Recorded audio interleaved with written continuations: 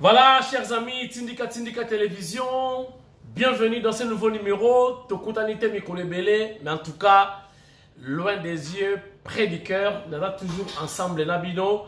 Peut-être moi contre-temps et tout, bon, avec épée surchargé, mais santé donc Saoudi Muzuri Sana, Saoudi Boa, Toza Kitoko, Tokutani, les sous-bisso, Nabino Lilo, Tosola, ils allaient lier dans l'actualité. Voilà.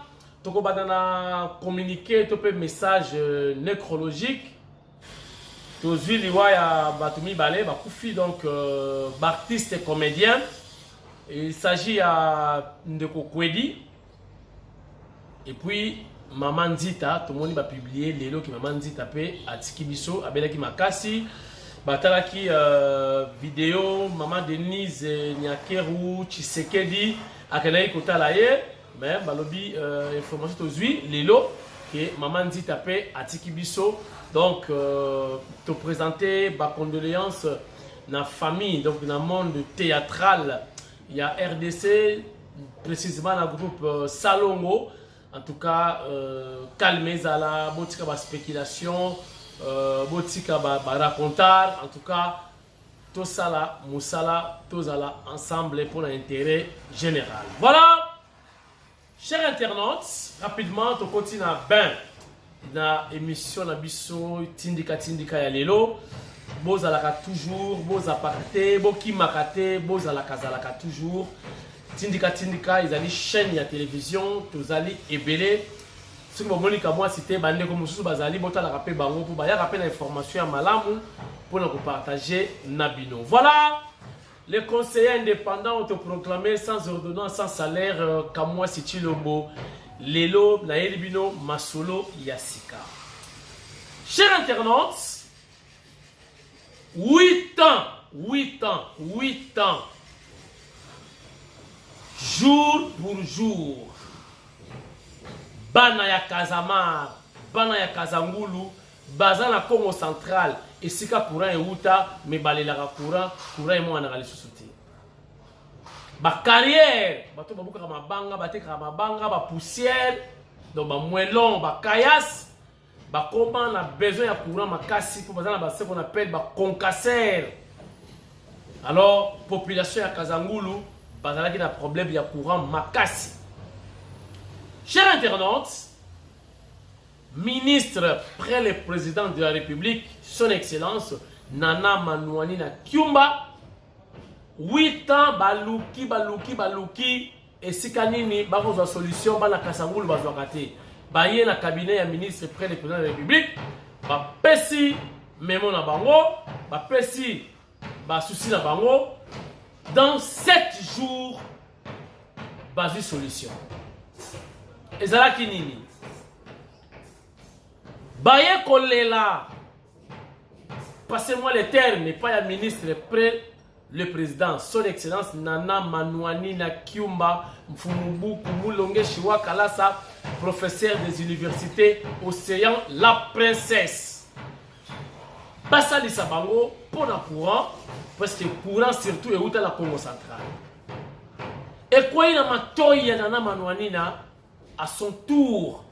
ABC, chef naï direct, Fachi Béton, problème, Yaba Congo, Bazar de la Cour.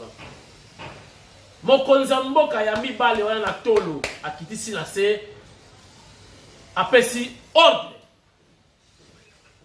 Et continuationnelle, réaction directe, 7 jours, Yapamba. Donc, cabine Yassika, Pempan 9, et quitté dans Kazangulu. Na koloba trotte botala ba image ndenge lekaki batu baleli batu basepeli ba yebisi Fachi Béton bisonayo rendez-vous 2023 lokola ba confirmer que élection ekozala bana pe ya Kazamar balobi mokonzi mboka bisonayo rendez-vous 2023 tokolakisa yo ndenge yo lakisi biso bolingo tokosala pe la réciprocité tokola kisa bolingo pa na yo okoleka na Kazangulu bosana kutu belecteur po oleki déjà botala ndenge lekaki et puis tozonga tokoba tindika ya lelo avec beaucoup de surprises. Regarde. Pour résoudre le problème de coupure régulière d'électricité à Kassangoulou, l'État congolais est monté au créneau. Le samedi 10 septembre 2022, la ministre près le président de la République Nana Manouanina, émissaire du chef de l'État Félix-Antoine Tshisekedi, a doté la population de cette localité, située à 41 km de Kinshasa, d'un nouveau transformateur électrique. Le chef de l'État a écouté et il a envoyé la solution. Tout à l'heure, j'étais en train de saluer la promptitude du DG quand nous l'avons saisi pour poser les problèmes. Voilà que ça n'a pas pris beaucoup de temps et la solution a été trouvée. Je pense que nous resterons en collaboration parce qu'il y a les enfants du président de la République partout qui pleurent. Avec ses moyens de bord, tant que ça sera possible, le DG sera toujours là, je l'espère, pour répondre aux besoins de la population. Je remets ces transformateurs à l'autorité territoriale qui va à son tour donner ça à l'autorité traditionnelle et qui va veiller à ce que bon usage soit fait sur ces biens précieux de la nation. La cérémonie de remise de cette machine s'est faite en présence du directeur général de la Société nationale d'électricité, Jean Bosco Kayombo, et du commissaire général à l'énergie et ressources humaines, Raphaël Loko. De son côté, la société civile de Kassangoulou a manifesté sa gratitude après l'acquisition de ce transformateur qui est le fruit de plusieurs démarches entreprises. Excellence, merci mingi na osali pour la population oyo. Et le liuta tamu laipi de wuta. Les lots de transformateurs oyo pour résoudre le problème d'abissou. Na yango, mema ba merci mingi na mokonzi ya mboka. Tozana kitaba opesa yete. Et pour répondre na oyo ya sali pour la biso. Tozana saki ya fukuté pour ngate. Ouais pour répondre na oyo ya sali pour la biso. Yebisa ye rendez-vous 2023. Cette machine électrique va desservir les plus de 30 000 habitants de cette localité, habitués à vivre dans le noir depuis maintenant plusieurs mois.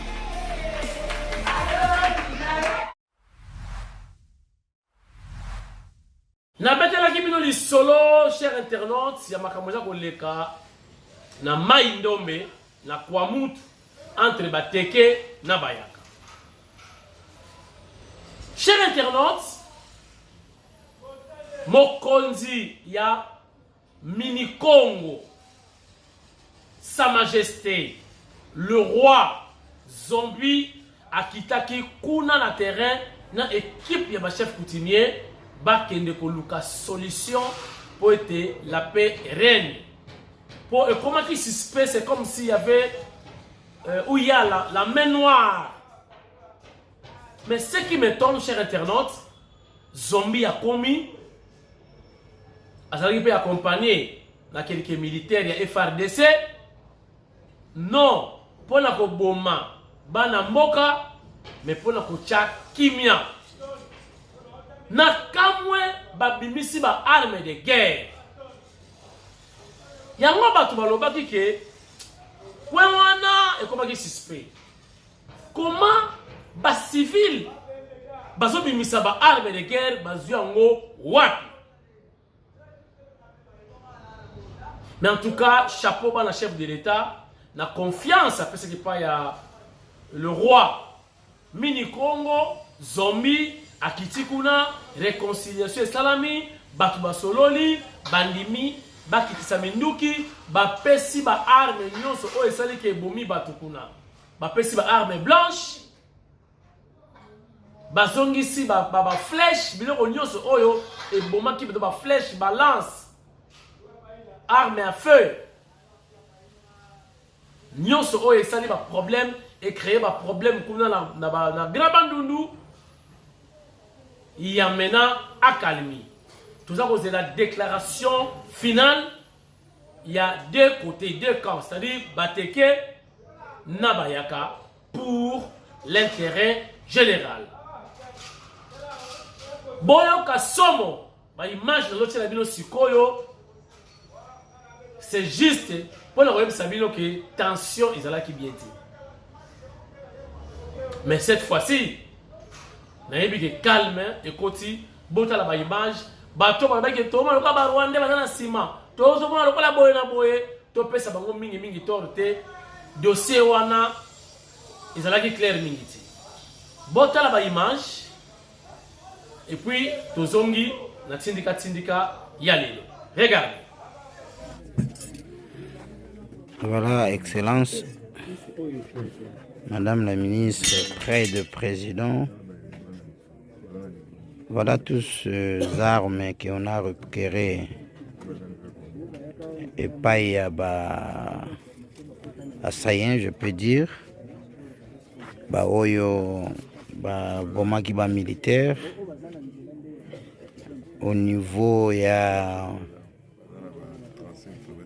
C'est quel village encore? Donc, na ferme 7, na Muchetu, na Mibé, et puis un plus, donc c'est là qu'on a récupéré eux-mêmes, responsables. Il y a Batomboki, oyo mécontent plutôt, oyo babundi entre les Teke et les Bayaka. Donc voilà,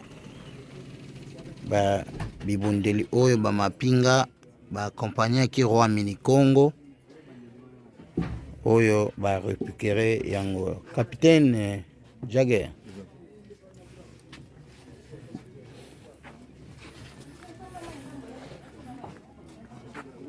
Est-ce que okoki koexplike bakonzi biloko oyo ndenge bozwi yango? Biloko oyo ezalaki na maboko ya civique entre Bayaka na Bateke. Ezali arme blanche oyo etangisi makila ya bato. Oyo lelo bamisusu bakati bango mitu, bamisusu bakoti mabele. Alors, pourquoi tu as dit na roi qui sur le terrain pendant qu'on sensibiliser batu de tina oyo musale salami la arme oyo ibimi na bandako batu pe na maboko ya batu ezali na ba preuve ezali arme pamba te ezali na ba preuve uti na maboko ya batu ezali na ba responsable oyo bazalaki comme tête robenga bango ba chef rebelle oyo bazalaki na yango otala awa tozali na 4 AK armes de guerre. Yango ezali awa. Ezali na 29. Ta arme oyo babenga ngo puku oyo ezali ba nyama mekoma ya koboma bato. Yango ezali awa. Ezali na plus ou moins 177 machettes. Yango ezali awa. Ezali na bama konga. Yango etele. Afungra.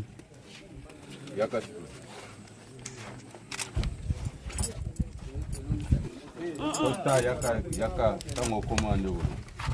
Kota. Lupo de kisho. Mbote, comment on a eu nani? Oza mwana nani? Mwana papa ho. Roba makasi, uti na mboka nini? Uti na mibe. Oyo saa nini awa? Na yeko tika manduki oyo. Roba manduki yango uti wapi? Manduki oyo uti na mibe. Fongona na ndotala ngo.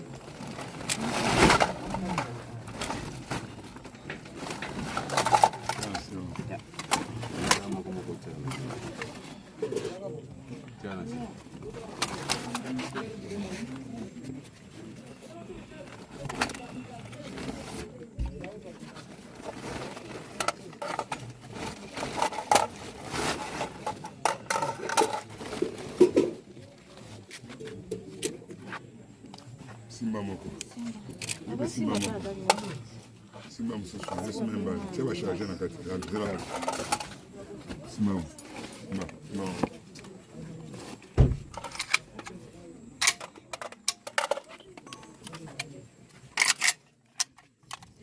Action. On s'approche.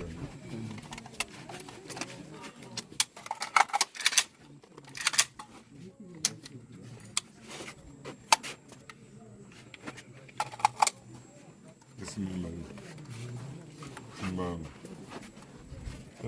Simba bien. Simba le bon. Simba bien. Mbote mwana mobali. Mama. Tomoni na binduku na maboko, uti na ngo wapi? Uti na mboka nini? Uti na mibe. Mibe eza wapi? Na eza na secteur nini? Eza na secteur ya Tua. Territoire nini? Secteur ya kwa mutu. Territoire kwa mutu. Binduku ezosala na maboko na parce que tebike binduku yo bato basala yango eza ba mapinga ba soda. Bongo ekomi na maboko na ndenge nini? Binduku oyo ekomi na maboko na biso mpona bato moko bautaki na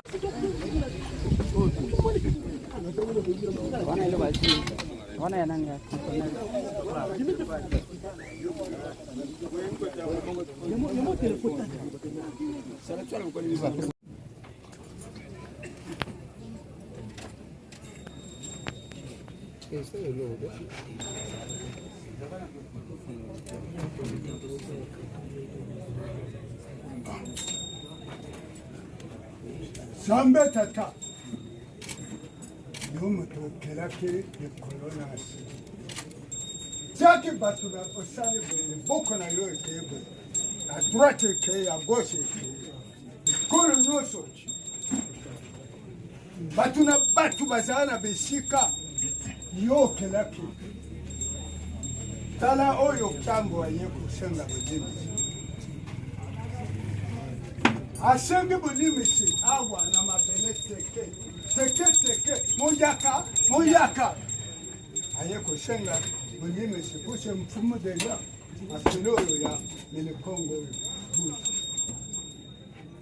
aye kosenga tala mbongo na ye soko ozali matuka misato soko otie nzungu wana ata olambi poso wa nzoko okotia kaka koli mwa nzungu wana esopara likuta nyanya akeya ko nga mpumu kalmonto makeya kiyara nga mpumu kalmonto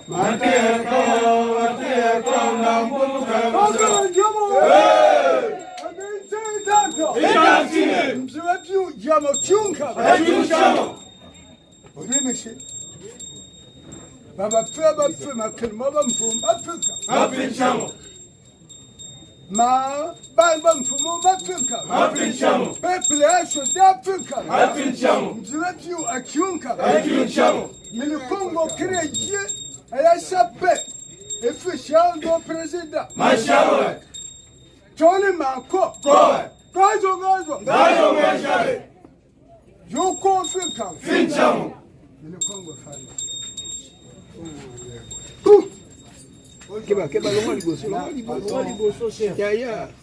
Yo moko lobaki malamu kiliboko tutakite. Ici liboko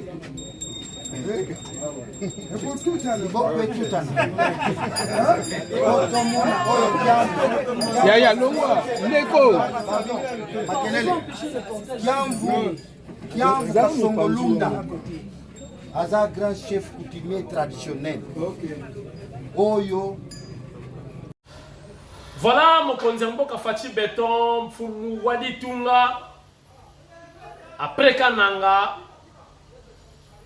azala ba projet banzela ebele oyo na ba information to kopé sabino kala mingiti. Mais rapidement na kei na souci ya libumu ke bana mboka bazanga elonga goliate masango fufu semoule tout ce que vous voulez parce que ma pénurie ya carburant awa et perturber ba programme ya batu mais Israël kaka na RDCT c'était partout tel ba image tina France problème ya pénurie ya carburant ezalaki mais awa esalami na vitesse ya kosakana te akalmi déjà ok na pompe otie limba na yo pepele sans problème ok na ba cop na yo vraiment félicitations déjà na moni ba pesi ba tout carburant en désordre donc ozi limba na yo ok sans problème. Chers internautes, tant si akolia a hésité pour réhabiliter rapidement quand Yamaka cessé bota la production Et ce que j'ai aimé, la moni Mike Mukebai a quelque palpé la réalité. Il y a Kanyama Kassisi. Il y a service national. Mike Mukebai a salaki malobate.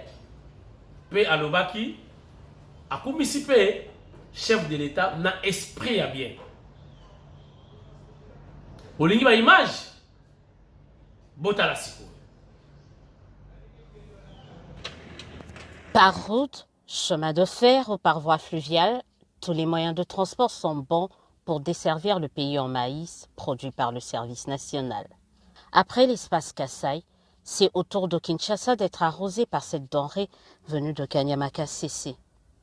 Mercredi 7 septembre, 3 barges contenant 500 tonnes de maïs chacune accostent sur ce port de la capitale congolaise.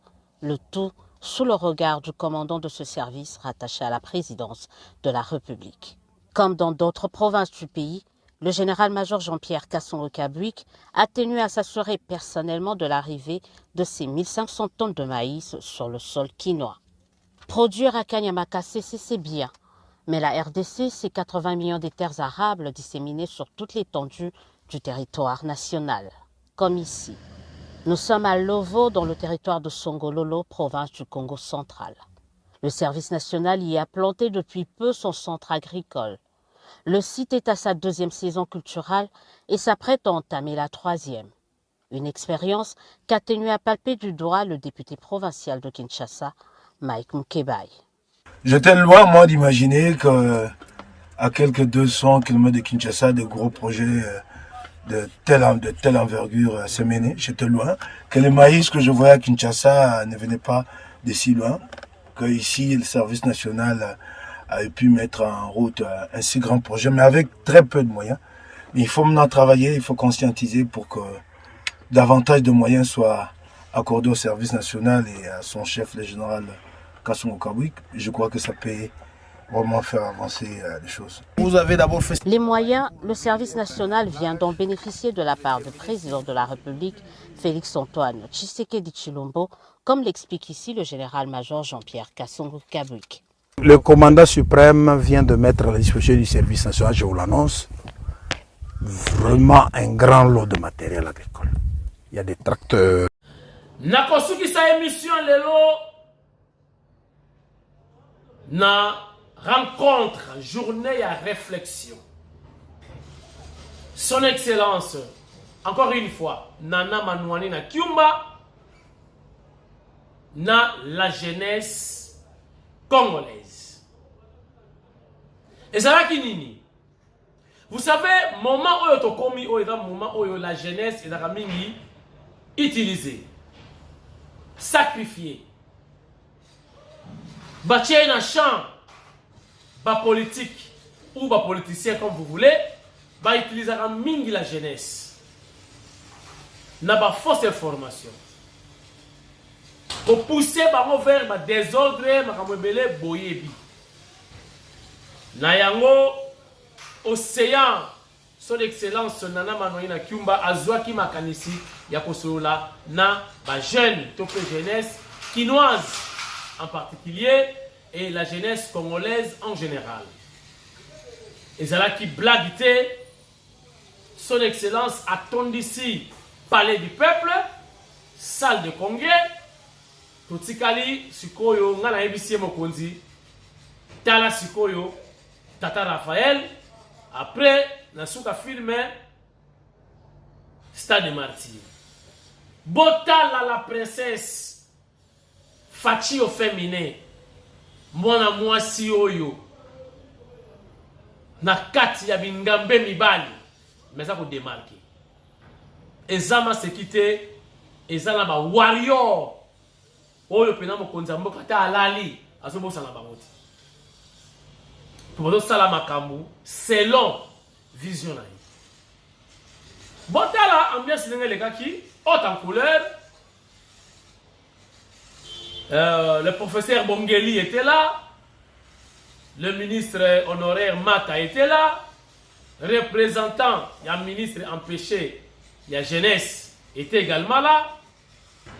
Puis intervenant ibele qui échange entre madame la ministre et le président de la République na jeunesse quinoise. Qui somo makala et mataki putulu et tikalaki. Bota image et puis tozonga na tindika tindika. Regardez. Près du président Nana Manouanina, c'est samedi 10 septembre 2022 dans la salle des congrès du Palais du Peuple. Cette journée avait pour objectif réveiller la conscience collective autour des responsabilités qui incombent chaque Congolais partout où il se trouve. Nana Manouanina, l'organisatrice de la dite journée, a dans son allocution appelé la jeunesse congolaise à la prise de conscience. Vous n'êtes pas des objets pour être manipulés, mais vous avez en vous la capacité de réfléchir, la conscience, la détermination pour faire de ce pays un pays où vos enfants et vos arrière-enfants vivront en paix et bien comme vous le voudrez. Ce pays, une fois de plus, compte sur vous.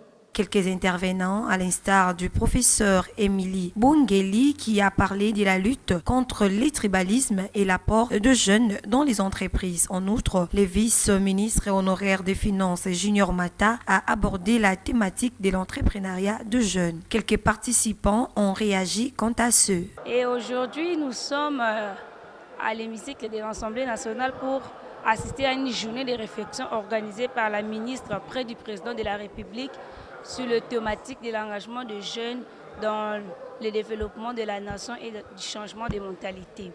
Et le point clé par rapport aux intervenants, le professeur Bongeli nous a notamment édifié sur la lutte contre le tribalisme et l'apport de jeunes dans l'entrepreneuriat. Ce qui est positif pour moi, l'effet d'ouvrir les portes de l'Assemblée nationale aux jeunes, ça nous donne à nous aussi une confiance de se dire qu'un jour, nous pourrions, parce que souvent on passe, on voit, on dit, ah là-bas c'est pour les députés. Et quand on entre comme ça, on se sent en confiance. Et deuxièmement, c'est une journée qui, moi, personnellement, m'a marqué sur le fait que j'ai appris des choses pratiques que forcément on n'apprend pas à l'école ou à l'université. Conclure émission ya lelo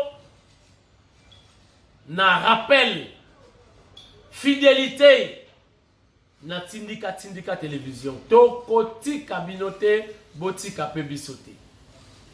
Awa c'est fachi ou rien. Ata bon ni 2 jours bon lingate bo s'inquiéter. 3e jour bon mon ngai. Naza mutuka kaloko la bino na ko appel empêchement et c'est normal. Mais boye baké communion ezali ngai na bino fara tokozala kazala kaka. Bah merci à trop. Tokutani très prochainement ngai nabido toti kanate libala bosembo ti Yesu Christu akozonga. Merci lobi lisusu tozana bino na numéro Yasika toujours na tindika télévision. Merci beaucoup.